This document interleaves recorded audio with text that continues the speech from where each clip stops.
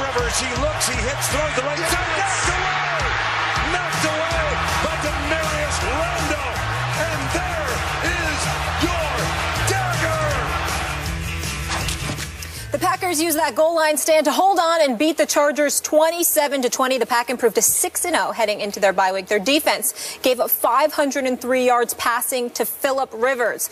Stephen A., should Green Bay feel encouraged or discouraged by this win? I think they should feel discouraged. Everybody knows how I feel about Aaron Rodgers. He's that bad man. He's absolutely sensational. I think talent-wise, he's the best quarterback in all of football. I'm on the record. My position will not change from that unless I see dissipation in his skill set. No question. But the way they performed yesterday, the way they've been performing this year, I think is a shell of what they're capable of producing. I've also been highly suspect, Skip, if you recall, about their defense, regardless of what we see from them. Giving up 38 minutes in time of possession to the San Diego Chargers, giving up 503 passing yards to Phillip Rivers, I don't think bodes well for this defense. I think you're 6-0, but I think that 6-0 record is fraudulent. And I think that they've got to get it together because, you know, I applaud Aaron Rodgers for pointing out the obvious, and that is this. If they don't get, you know, there's such a thing as winning games and still coming in and having a difficult Monday when you're watching the film and looking at some of the things that you've done right and some of the things you could have done better. And when you look at the Green Bay Packers, there's a lot they could have done better. I know Jordy Nelson is out. I know Davante Adams is, you know, he's not himself. I know that Eddie Lacy is not 100%. I'm looking at all of these guys, and I'm looking at a Randall Cobb who's far from 100%. And Davante Adams, I'm sorry, he's been out. When you look at it from that perspective, you're Aaron Rodgers and you've been incredibly compromised because you've been devoid of weapons. But I'm seeing him miss some throws. I'm seeing him underthrow on one occasion, overthrow on another. The level of accuracy doesn't seem in place. Sometimes the receivers don't seem to be running the right routes with the level of precision he's accustomed to with Jordy Nelson and Randall Cobb in there at 100%. I get all of that. And the reasons and the rationale are valid. But in the end, there's a reason that when we talk about legitimate championship contenders, who's got the potential to knock off of Seattle, what if Dallas had Tony Romo and Des Bryant, we don't say much about the Green Bay Packers these days. And it's because, number one, Aaron Rodgers doesn't have the requisite weapons he's accustomed to. And number two, this defense is not something that we believe in. And the combination of those two things doesn't bode well for them. They're 6-0. They're still in the thick of things. Obviously, they'll win the NFC North. They'll make the playoffs. And obviously, a game, maybe two, will have to come through Lambeau Field. We get all that. All right? But they've got to look better because their home field advantage right now does not look like a home field advantage. They will go home early if they continue to look the way that they've been looking. I got to defend the Green Bay defense on one point. And that is, Phillip Rivers had first and goal at the 5-yard line with 4 cracks at the end zone to tie the game late, and they stopped him. That's right. And it went boom, boom, boom, and 3 of those plays went to Danny Woodhead. Little Woodhead used to be a Patriot, used to be a Jet, obviously.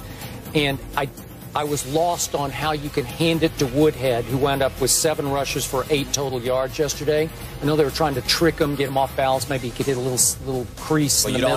And you don't have Ryan Matthews anymore. Well, you don't have Ryan Matthews, and Melvin Gordon, your new young stud running back, was either beat up or doghoused. I don't know which one it was, but he was no longer in the game. And obviously Keenan Allen, who was just dominating the game to that point, had a hip flexor injury, and he was out. So they were very fortunate to dodge all those bullets from Phillip Rivers.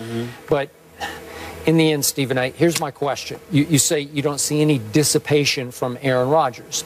And I'm going to play devil's advocate here because I have over the last 2 games, and this is what, Green Bay's 5th or 6th straight home game? I forget. It's one of those, something like that. But look. It feels like that. It does feel like that. The last 2 home games, I haven't seen that bad man. I just haven't. And I don't know why. And you can say, well, he lost Jordy, obviously, and Davante's been out, and I get all that. But he still has little Cobb, who's pretty great sometimes. He can be a game breaker. And Richard Rodgers is a 3rd-round draft choice from Cal, who's pretty good as a tight end. I mean, he's not Gronk, but he's pretty good. And James Jones has been a godsend for them to reacquire him, and he's become a favorite target. And they're 3 of 9 on third down. That's why it was 38 minutes to 22 minutes time possession, because Philip Rivers just keeps converting. He was 9 out of 18 on third down, and Aaron Rodgers is 3 of 9 at home, really? And he just doesn't look right. He doesn't look confident. He doesn't look comfortable. And I don't know what's going on, because, again, we're always doing Tom Brady versus Aaron Rodgers. Tom Brady goes into some of these games with people that you can't, like that little Keyshawn Martin, who's now playing for the Patriots. He's just some cast-off. You know, he just bounces around the league, and all of a sudden, Tom Brady's throwing him passes in a big game at Indianapolis. And listen, Julian Edelman, he played quarterback at Kent State, and he was a 7th-round draft choice. Tom Brady is making him go. Again, he's a player, but Tom Brady is making him a player in ways that I don't yet see Aaron reinventing some of his receivers. Jeff Janis, maybe. You know, where all of a sudden you say, boy, that guy looks really good because Aaron Rodgers is making him look good. He's not making them look good. I'm sorry. Something is amiss here with their offense. That's fair. Their defense is hanging on for dear life. That's fair, but Aaron Rodgers, Tom Brady also doesn't have a coach that would be interviewed at halftime and says, quote, we have to play through the officials. Well, you know, I mean, what I'm saying to you is that, again. Did you like that? It didn't bother me. I'm just saying. I don't love it. I don't love it at all. But what I'm saying to you is that, you know, Mike McCarthy is a damn good football coach and a good football guy, but he's no Bill Belichick. And so I think that you got to take those things into consideration. And he's not calling plays the way he used to. Exactly. Should he go back to calling plays? I don't know. Maybe so. Maybe so. I don't know the answer to that question, but maybe so. All I'm saying to you is that I'm just looking at it when a football team converts repeatedly on third down situations and they have 38 minutes in time of possession. Well, now we're getting into your rhythm as well, because you're not on the field as much. You're not, and not only that, you don't have your requisite usual weapons. And so you've got foreign weapons to some degree, and you've got time of possession to take into consideration, and the level of familiarity, rhythm, etc. is just absent. All of those things are things that I think you have to consider. But in the end, what it comes down to, the one thing we do know, Green Bay does not look like itself. No, they do not. It doesn't look like itself. And yet, like Denver, they haven't lost a game. Well, again, but that's why I'm telling you, you know, just because they're undefeated doesn't mean we can't look at them and say, how much of a threat are these guys really? When the playoffs roll around and you got to go up against the better teams, there's a level of healthy fear that the elite teams instill in everybody else's psyche. That's not the case with Green Bay.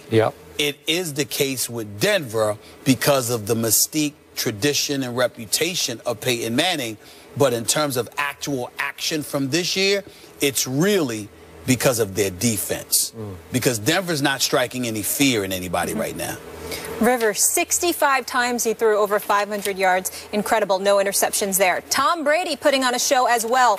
He'll be facing his old friend Darrelle Revis next Sunday. Will he do it again, or will he be stuck on Revis Island? We'll preview the big AFC showdown. That's next.